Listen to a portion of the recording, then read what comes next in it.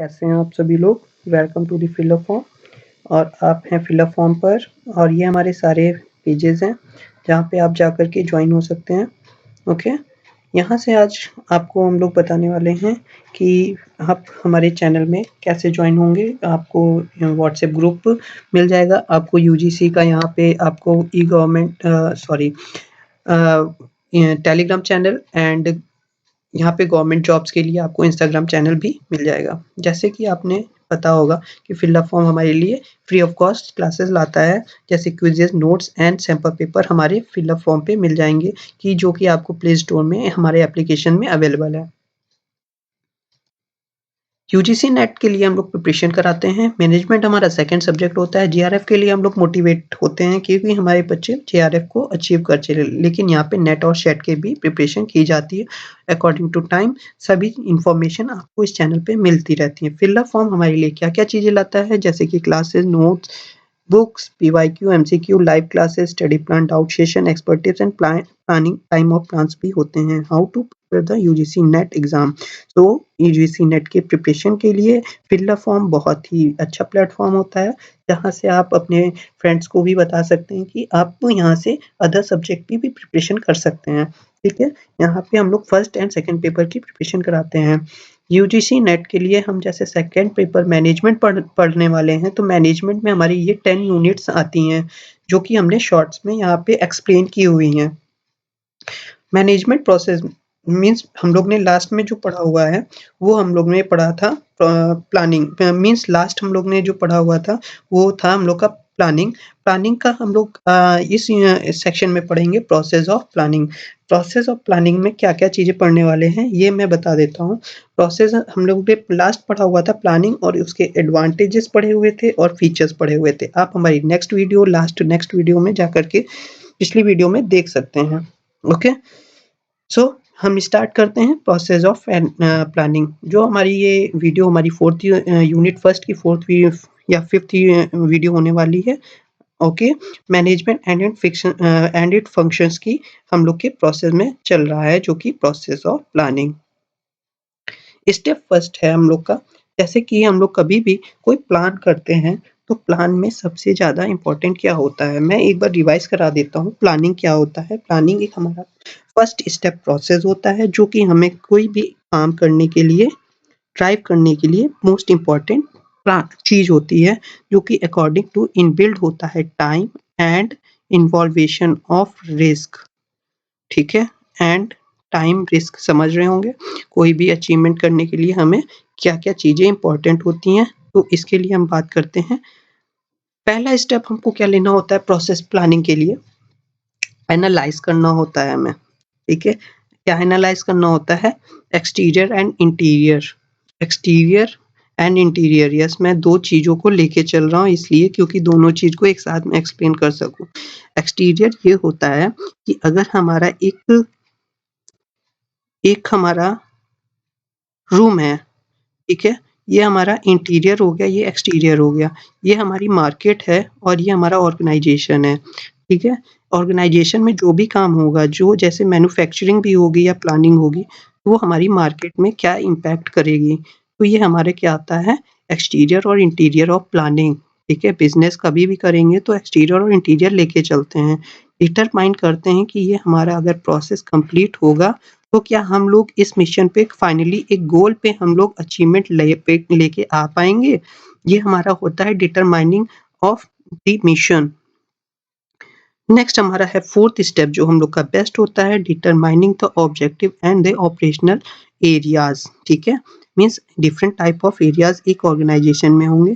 ठीक है, different type of organisation में कई सारे काम होते हैं। ठीक है, जैसे कि टॉप लेवल पे हमारे कई सारे होंगे, मिडिल लेवल पे होंगे एंड लोअर लेवल पे होंगे ऑपरेशंस। इन इन इन सभी ऑपरेशंस लेवल पे मीन्स फर्स्ट हो गया जो कि हमारा प्रोग्राम कर लिया, प्लानिंग कर लिया। सेकंड है हमें प्रोसेस में लाना है, वो हमारा क्या हो गया? प्रोसेस में लाने के लिए हमारा सेकंड लेवल हो गया, तो ये हमारा ऑपरेशंस में आ गया। ठीक है, प्लानिंग कर लिया, अब ऑपरेशंस में आ गए हम लोग। ऑपरेशनल एरिया भी हमारा मोस्ट इंपॉर्टेंट हो गया। फॉरकास्टिंग। ओके, फॉरकास्टिंग की बात करते हैं, क्या ये हमारे लिए बेस्ट होगा? अगर हम लोग ये कर लिए forecasting by approving into the future, forecasting करने का मतलब ये हो जाता है, 1 सेकेंड,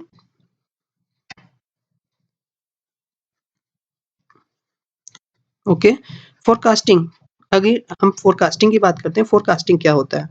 फोरकास्टिंग होता है कि एनालाइज करना है या फिर हम लोग को एज्यूम करना है कि हाँ, फोरकास्ट कर रहे हैं कि आगे के लिए हमारे लिए क्या ये बेस्ट होगा, आगे हम लोग अप जाएंगे या डाउन जाएंगे, ये हमारे लिए लॉस देगा या प्रॉफिट देगा, सॉरी लॉस देगा या प्रॉफिट देगा, ठीक है। अगर हमने कोई प्लान किया है तो वो लॉस में जाएगा या प्रॉफिट में जाएगा, ये हमारा क्या करता है, फोरकास्टिंग में आता है। ये प्रूव करता है कि हमारे लिए फ्यूचर में ये बेस्ट होने वाला है। मीन्स अगर हमने आज एक बिजनेस डेवलप किया, ठीक है, स्टार्टिंग में थोड़ी प्रॉब्लम आएंगी, थोड़े से कॉन्फ्लिक्ट्स आएंगे, मार्केटिंग होगी या फिर उनका एडवर्टाइजिंग होगा, उनमें कॉन्फ्लिक्ट्स आएंगे, फिर आगे चल के हमारे लिए वो बिजनेस आगे इम्प्रूव करता जाएगा और हमारे लिए फ्यूचर में बेस्ट हो जाता है। तो ये हमारे लिए क्या हुआ, फोरकास्टिंग हो गया। Determine the different determine the different courses of action. हाँ, ये है, एक ऑर्गेनाइजेशन स्टार्ट किया तो उसमें कई सारे चीजें इनबिल्ट होती हैं कि हमारी हर तरीके के एक्शन अलग अलग लोग लेंगे, इवेल्युएट करेंगे अल्टरनेटिव कोर्स ऑफ एक्शन के लिए, ठीक है। इसमें 6 और 7 पॉइंट एक साथ, जैसे हमने अभी फर्स्ट में बताया था, पहला और दूसरा, इसमें हर को दो चीज में डिवाइड किया हुआ है, इवेल्युएटिंग ऑफ एक्शन। अब हम आते हैं स्टेप 8 पे। स्टेप 8 क्या कहता है, selection of the best alternative. ये means real decision making, yes it is real decision making. सारा चीज एक बार एनालाइज करके बेस्ट कर दिया, उसके बाद हमें पक्का होना है कि हाँ, जो मैं करने जा रहा हूँ वो मेरे लिए बेस्ट अल्टरनेटिव होना चाहिए, ठीक है। रियल डिसीजन मेकिंग जिसे हम लोग शॉर्ट में बोलते हैं। Selection of sequence of action, और जिस एक्शन में भी प्लान करने वाले हैं तो वो फर्स्ट स्टेप होना चाहिए, सेकंड स्टेप होना चाहिए, थर्ड स्टेप होना चाहिए, ये फोर्थ स्टेप होना चाहिए या फिफ्थ स्टेप होना चाहिए। First, second, third, fourth, fifth. हमें फर्स्ट कर लिया, सेकंड कर लिया, थर्ड कर लिया, फोर्थ कर लिया, goal is achievement is turn in winning, okay. Means हम विन हो गए।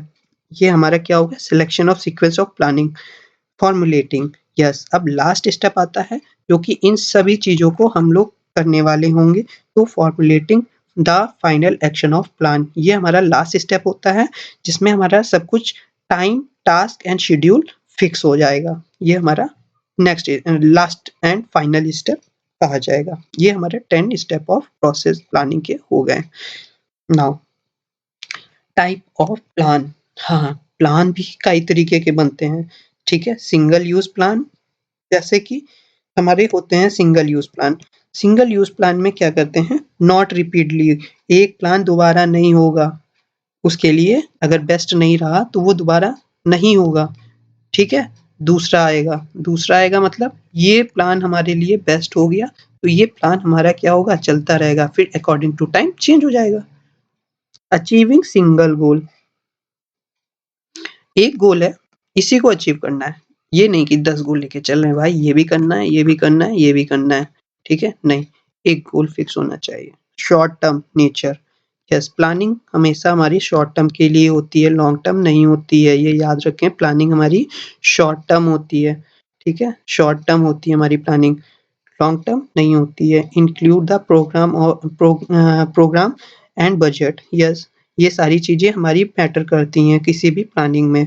Standing plan of the organization, standing plan of the organization, they are non recurring nature, इनको कभी दोबारा से चेंज नहीं ला सकते, अगर जैसे टाइम आगे बढ़ गया वो मेरा प्लान भी आगे बढ़ चुका है, ठीक है। तो इसलिए हम लोग क्या कहते हैं, दे आर नॉन रिकरिंग, दोबारा से नहीं किया जा सकता, हाँ, उसको फिर से प्लान करके, फिर से रिन्यू करके, फिर से आगे बढ़ेंगे, तो ये हमारा आ जाता है नॉन रिकरिंग। हाँ, प्रोग्राम्स होते हैं इसमें, बजट्स आते हैं, repeat uses and standing plans होते हैं, objectives, statics, policy, rules, procedures and methods, ये सारी चीजें इनबिल्ट होती हैं एक प्लान के अंदर, ठीक है। बजट का आप समझ रहे होंगे कि फाइनेंशियली हम लोग पे बेस्ट होना चाहिए, प्रॉब्लम्स नहीं आनी चाहिए, रिपीटेड नहीं होना चाहिए, ऑब्जेक्टिव एक साथ होना चाहिए, रूल्स होने चाहिए, प्रोसीजर में काम होगा, मेथड के अकॉर्डिंग चलेंगे। सॉरी। ऑर्गेनाइजिंग, नाउ ओवर हो जाता है हमारा, यहाँ पे प्लान ओवर हो गया। अब हम लोग ऑर्गेनाइज पे आ जाते हैं। जो हमारा प्लानिंग, ऑर्गेनाइजिंग, कंट्रोलिंग, डायरेक्टिंग, ये हमने क्या कहा था, बहुत ही लेंदी यूनिट हो जाती है, जिसको देखते हुए हम लोग अब आते हैं सेकंड पे, ऑर्गेनाइजिंग पे। लास्ट हमारा वीडियो हमारा पूरा प्लानिंग पे गया था, और नाउ इसमें भी प्लानिंग आ गया। इस वाले वीडियो में भी प्लानिंग को हमने खत्म किया। अब आप ऑर्गेनाइजिंग पढ़ेंगे कि ऑर्गेनाइजिंग क्या होता है। ऑर्गेनाइजिंग में ये होता है, अकॉर्डिंग टू एथो हेमान ने क्या बोला हुआ है, एथो हेमान जो हमारे हैं, उन्होंने ये बोला हुआ है, organizing is the process to defining the grouping grouping the actives of the enterprises and the stabilizing authorities relation among them. Organizing is the process, ये ऐसा एक प्रोसेस होता है जिसको हम लोग अचीव करने के लिए बहुत ही टाइम टेकन चीज रखते हैं। ठीक है, ये planning is sorry sorry sorry sorry organizing planning के अकॉर्डिंग ऑर्गेनाइज करेंगे। ठीक है, ऑर्गेनाइजिंग तो कर रहे हैं, प्रोसेस भी हमारा सेम होना चाहिए, तो ये ऑर्गेनाइज हो गया। यहाँ हमने प्लान जो फिक्स कर दिया है, अब ऑर्गेनाइज करने का टाइम आ चुका है। तो इसमें जो भी अथॉरिटीज होंगी वो एक दूसरे से कनेक्ट रहेंगी, स्टेबल होने आगे चल के हम लोग को ऐसे ऐसे प्रोसेस में काम करना होगा। Conceptual of organizing, statics concept and dynamic concept, ये दो कॉन्सेप्ट पे हम लोग बात करेंगे कि हमारे जो ऑर्गेनाइजिंग है वो हम लोग कैसे ऑर्गेनाइज करेंगे। मीन्स अगर हमें कोई infrastructure, physical involvements, human resources, ये टाइम मैनेजमेंट चाहिए होगा, ऑर्गेनाइजिंग ये हमारा संभालेगा। ठीक है, तो स्टैटिक कॉन्सेप्ट में बात करें तो ये स्टैटिक कॉन्सेप्ट आता है, डायनेमिक कॉन्सेप्ट आता है। दो तरीके के कॉन्सेप्ट होते हैं। स्टैटिक्स कॉन्सेप्ट में हम लोग कई तरीके के चीजें नहीं लेके एक सिंगल चीज को आगे ले जा करके फिर हम लोग डायनेमिक चीजों में चेंज कर सकते हैं। ये हमारा डायनेमिक हो गया, चेंजेस लाना। ठीक है, ये statics and concept and dynamic concept. Process of organizing, process of organizing क्या होता है, determination of objective, determination of objective, enumerating of organizational objectives, classification of activities, assigning of duties, delegation of authorities। ये हमारे क्या हो गए, process of organising.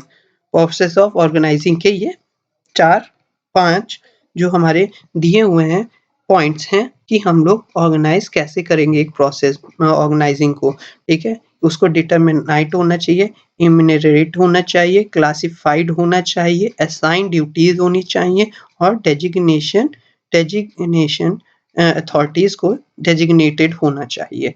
Manager अलग होगा, सीईओ अलग होगा। ठीक है, higher authority and then lower authority. ठीक है, ये नहीं है कि अलग अलग चीजें अलग अलग लोग असाइन कर रहे हैं।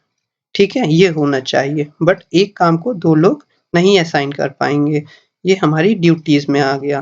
क्लासिफिकेशन ऑफ एक्टिविटी, सबकी एक्टिविटीज क्या होंगी, क्लासिफाइड होगी। वर्कर्स अपना काम करेंगे, मैनेजर्स अपना काम, सुपरवाइजर अपना काम। ठीक है, नाउ कंटिन्यू करेंगे हम लोग next class, significance of organizing and staffing पे। ठीक है, ये हमारे होंगे पॉइंट्स। नेक्स्ट वीडियो हम लोग की होगी इस टॉपिक पर। सो कैसा रहा आज का वीडियो सेशन एंड क्लास, आप जरूर हमें बताएं, और हमारे डायरेक्ट जा करके हमारे इन चैनल्स पे ज्वाइन हो सकते हैं। यहाँ पे सारी इन्फॉर्मेशन गिवन है, आप एक बार हमारे व्हाट्सएप ग्रुप पे आ सकते हैं। Okay, thank you, now over.